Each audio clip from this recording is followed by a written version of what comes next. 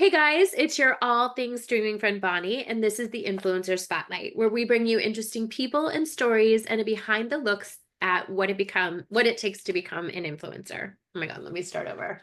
You're good, you're good. Today, man. Okay, here we go. Hey guys, it's your all things streaming friend Bonnie, and this is the Influencer Spotlight, where we bring you interesting people and stories and a behind the scenes look at what it takes to become an influencer. Today, I'm really excited about our guest. Austin Gatus is a soulful Southern California indie pop singer, songwriter, saxophonist, and self proclaimed hopeless romantic. A childhood cancer survivor and UCLA graduate, Gatus blends heartfelt lyricism with smooth R&B influences in jazzy instrumentation. His latest single, Don't Want This to Change, a romantic duet featuring American Idol alum Sophia James, tells the story of falling in love and learning to stay connected across distance. Known for his velvety vocals and signature saxophone solos, Gatus has shared the stage with artists like Harry Styles at Coachella in 2022, Rufus Wainwright, Kenny G, and Dave Koz, and continues to carve out space where vulnerability and groove go hand in hand. Welcome to the show. Thanks for having me, Bonnie. Yeah, so my gosh, so much in your bio. A lot of big words, I have to say. Um, and so talk to us about your journey.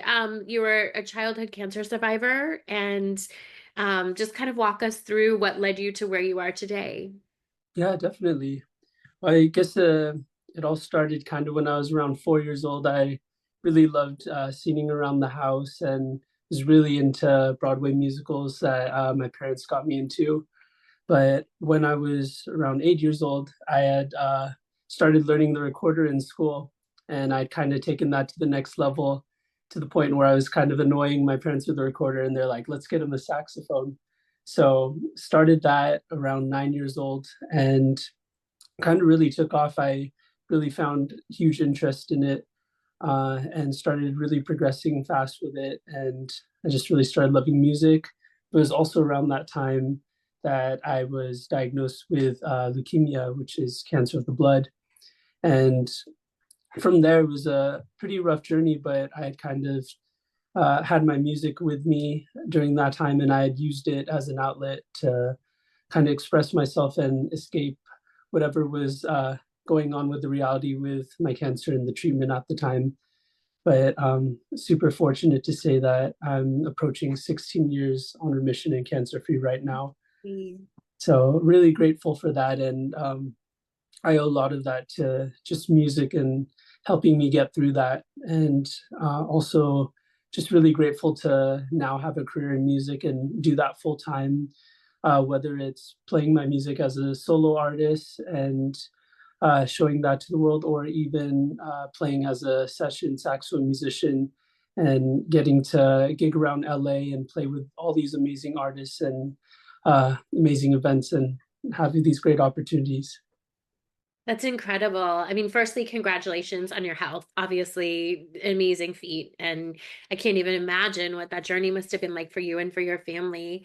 And then also kudos that you had a family. I mean, I had to giggle when you said you were annoying everybody with your recorder, so they got you a saxophone. It's like most Yeah. parents wouldn't do that. I have a little mom guilt because my 4-year-old keeps asking for a trumpet. I'm like, that's not happening. But now, after today's interview, I may in fact get him one. So yeah, that's great that you had parents that were supportive of that. And then that in turn ended up supporting your, Oh, child. definitely, definitely grateful for that. Yeah. We're ahead. Wow. So obviously, that's a little bit different. How was it sort of like growing up where you had this amazing passion? And then I imagine like others your age weren't necessarily as into it as you were, as far Uh-huh. as music and things go. Yeah, I was actually like fortunate to kind of have a community around me where all of my friends were also very into music, and like we yeah, a lot of my close friends growing up also played the saxophone, and we were all in band together. And other than that, we also did extracurricular activities together, like basketball. Right. And I felt like, yeah, it was just, I just was lucky enough to find people that shared the same passions as I did, and we kind of like rode through it together.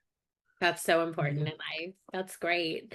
And so when did you start to realize you were onto something and like you started cultivating a following and doing some more like amazing opportunities? When did that transpire for you?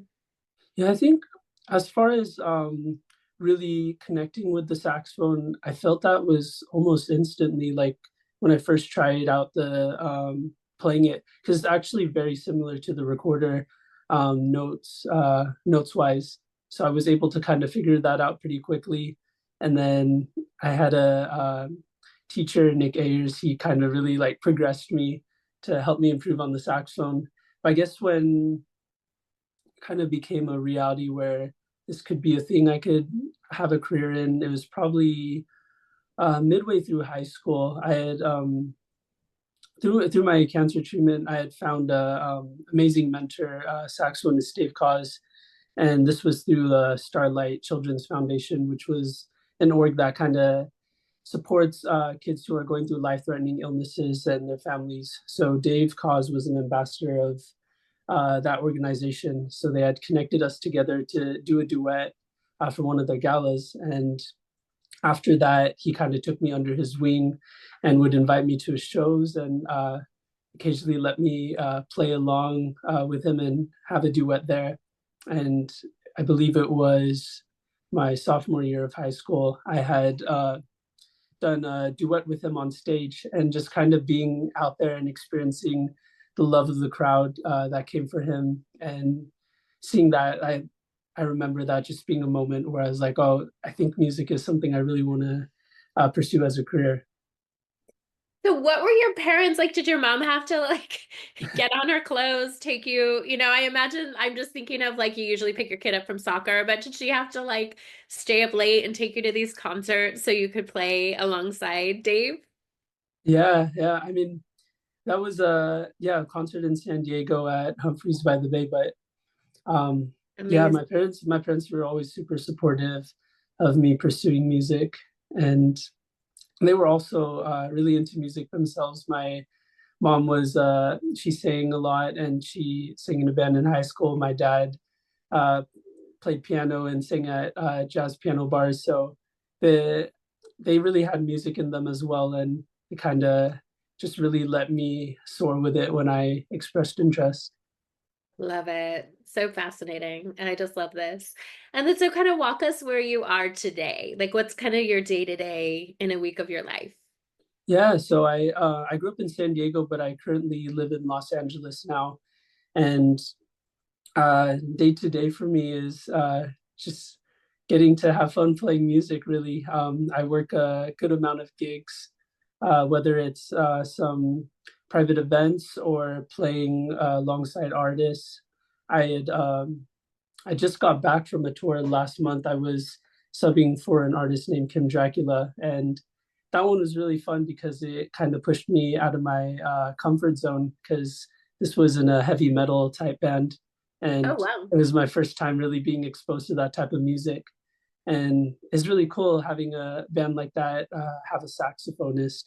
So the music was really fun and challenging for me, and I think that's what's really cool about being a freelance musician, is like you never know the opportunities you're going to get, and it's really fun to have ones that kind of challenge and push you, and just give you such a fun experience. Because I had the time of my life on that tour.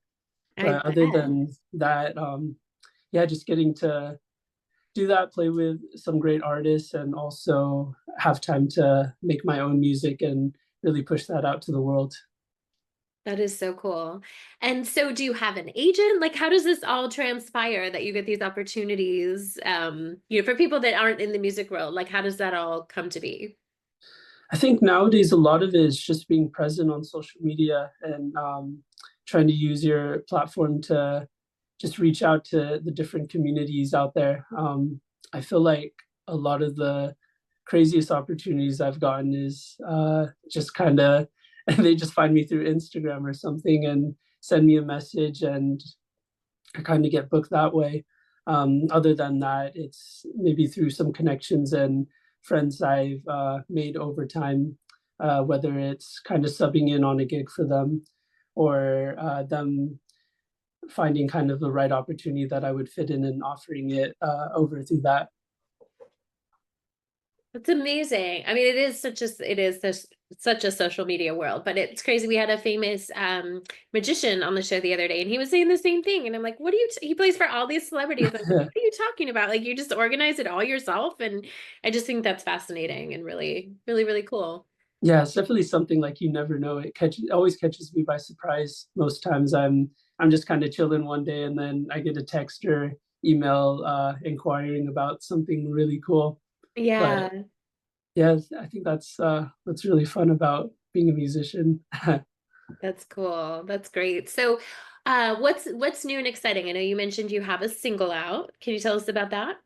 Yeah, so besides working as a musician, I've been really making a push this year to finally release new music as a solo artist.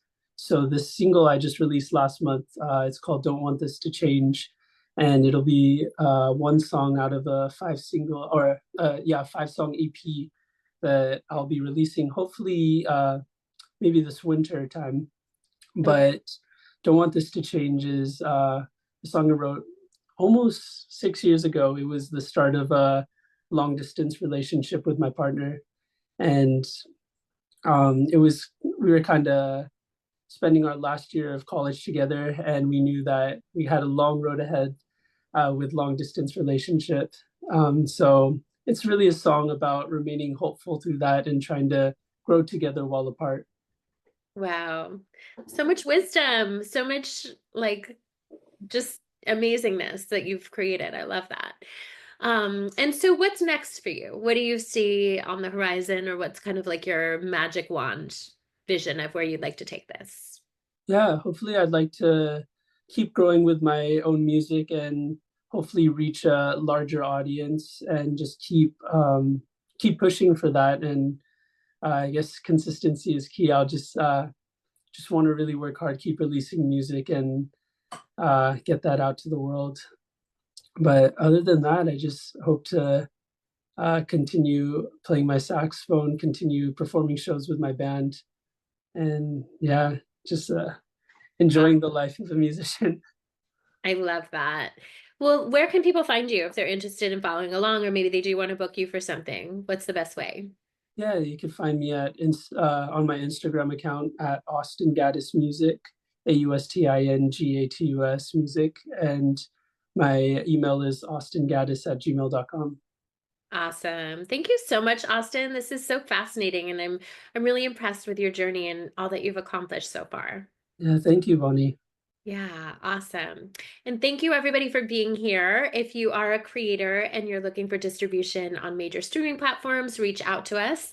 You can go to bingedistribution.com and get a free consultation. And remember, keep creating because the world needs your work. Thanks, everybody.